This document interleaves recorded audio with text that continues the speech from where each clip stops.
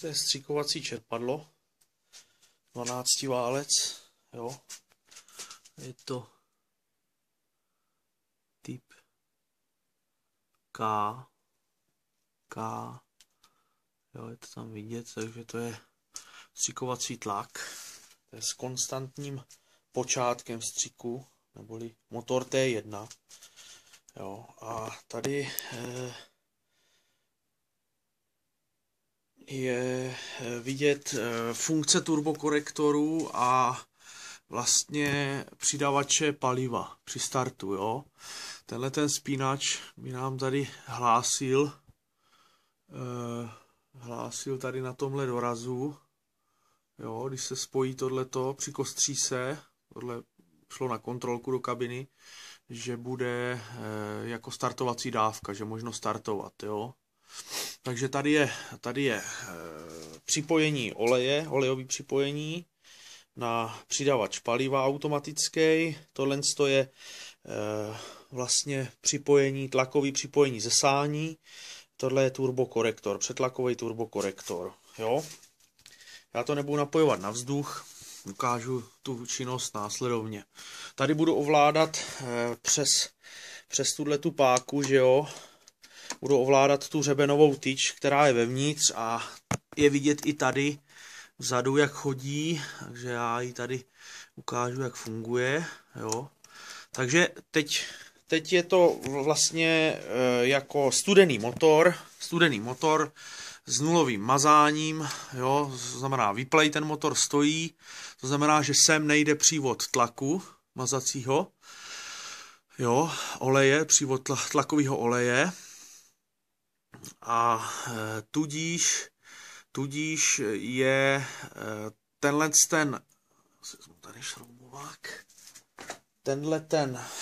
ten jazyček je spadený dole, jo? Tenhle ten zadní je spadený dole, tady je vidět to táhlo od toho přidavače paliva. To znamená, že já přijdu do kabiny, šlápnu plný plyn, jo? Šlápnu plný plyn, jo. Takže se mě opře, já to udělám ještě jednou, aby to bylo vidět tady. Řebenová tyč vyleze, opře se o ten kontakt, to znamená, že se rozsvítí kontrolka, ale auta to nemají, to mají vojenský, jo. Ale ten kontakt je na všech čerpadlech. Rozsvítí se kontrolka, tím pádem maximální dávka paliva. Jo, je vidět, že i když tady už jsem na dorazu, tak ještě tou páčkou můžu, jako to už nic, to už je přes pružinu, jo, takže tam už se jakoby nic neděje, jo, v ten moment. Takže nastartuju motor, samozřejmě je to plný plyn, takže to začne, že jo, se vytáčet do otáček, je to jako startovací dávka, takový lidově řečeno sytič. Jo, a způsobí nám to tohle, že jak se začne točit motor, jo, začne se točit čerpadla mazací, tak se nám dostane tlak oleje sem, jo, do tohohle jednoduchého pístku, jako, jo. Já ho teda vyšroubuji nafinguju to, že se ten pístek zvedl, tím tlakem nadzvedl, jo, protože ukážu hned, jak to funguje. Jo, to funguje tak, že já tam vyhodím tlecnou podložku, dáme pryč.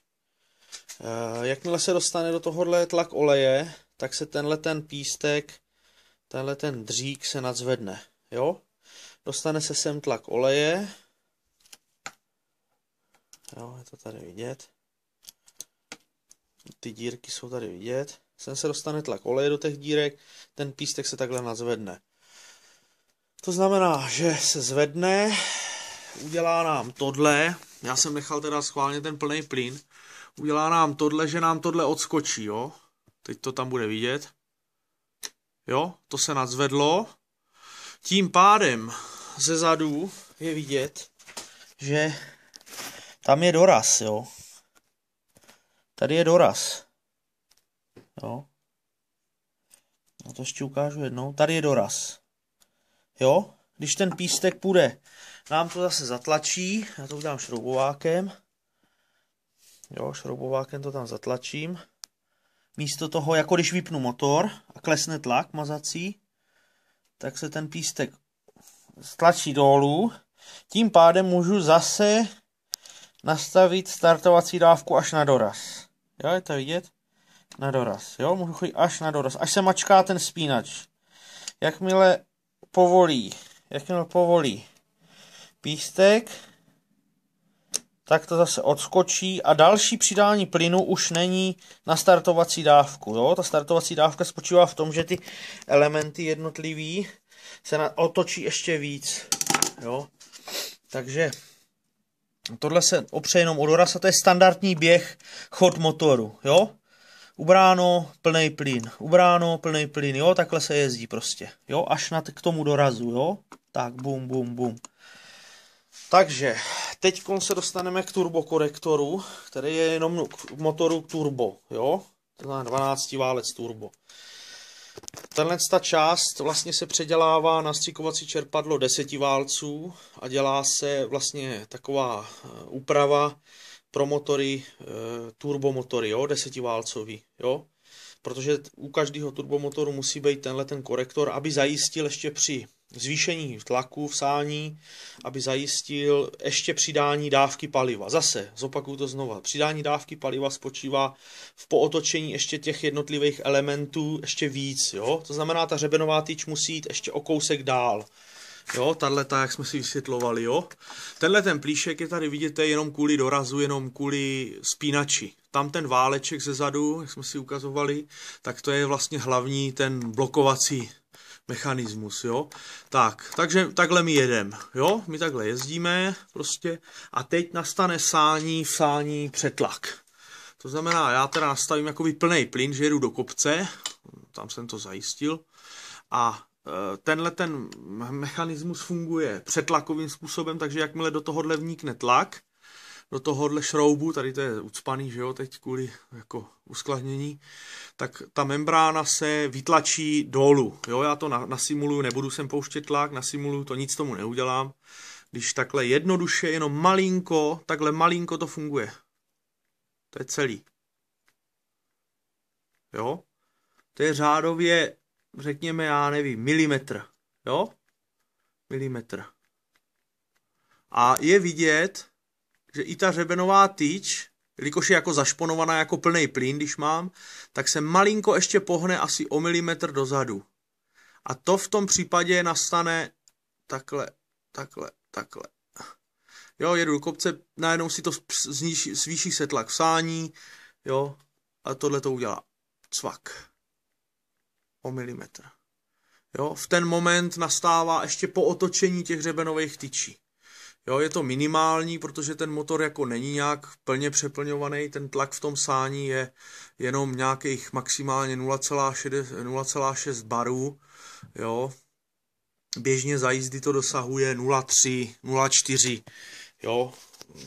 Prostě je to nízkotlaky přeplňování, takže tam není nějaký velký zázrak, že by to jako opravdu přidalo a zahulilo to nějak, jo, to by nešlo v součinnosti s jako výdrží motoru a trvanlivostí motoru a tak dále, jo, tady jsou vidět, ty čerpadla musí být jedno, druhý jsou paralelně spojený, protože aby ten motor byl dostatečně zásobovaný vlastně naftou nebo přetlakem nafty a zároveň ta skříň je utěsněná takovýma víčkama, jo, a ten mazací olej, který se dostává tímhletím korektor je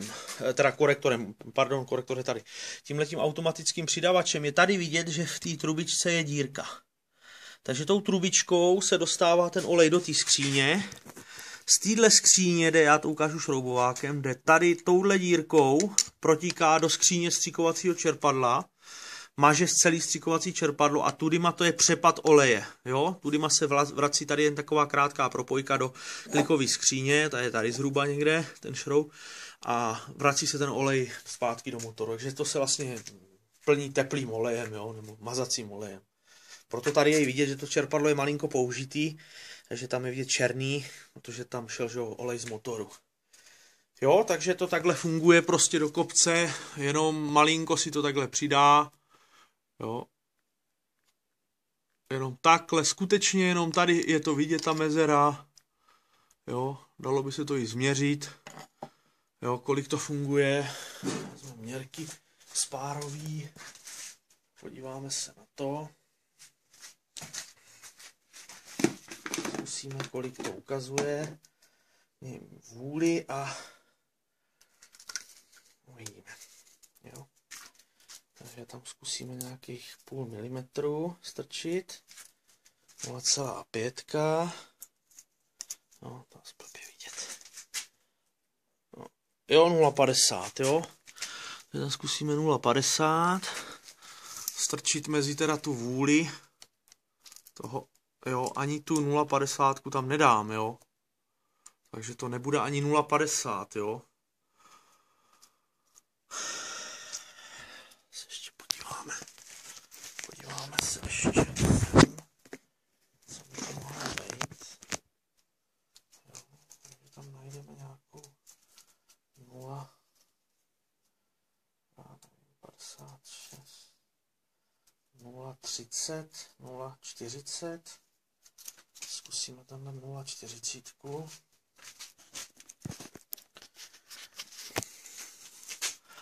Nula 40. Jo. Nejde, jo. Já to ještě když tak teda uberu, jakože ten plyn, jo. Ale tu 0,40 tam nedostanu, prostě, jo. Takže to bude ještě míň. 0,10, 0,30. Zkusíme 0,30, jo.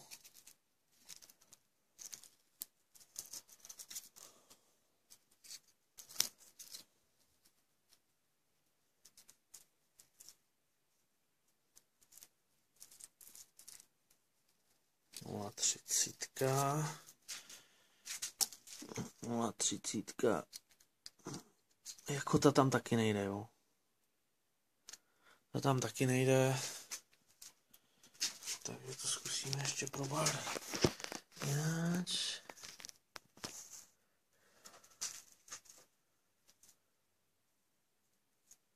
Dáme tam 0,25. 0,25. Pětka.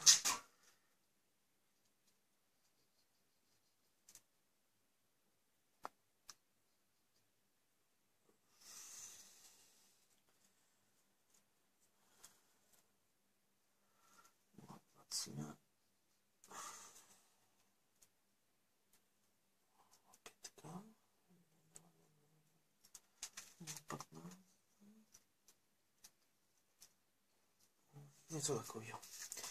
Jo, takže 0, zhruba kolem 0,20.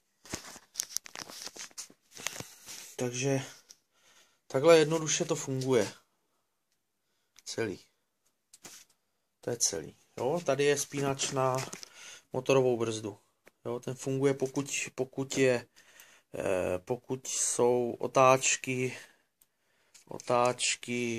nad, protože regulátor závislí na otáčkách toho čerpadla, ty řídele, že jo, tady je vstup otáček, tak prostě reguluje, pokud otáčky jsou.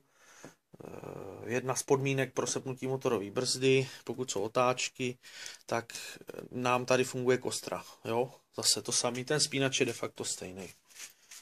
Tady je automatický předsuvník stříku, zajišťuje vlastně nastavení předstříku, neboli třeba předstihu. Jo? Má nějaký základní nastavení, ten předstřih se potom mění, jo? Ale jenom malinko, jo? To se třeba 2, 3, 5, pár stupňů jenom, jo? Takže tak, dobrý, všechno.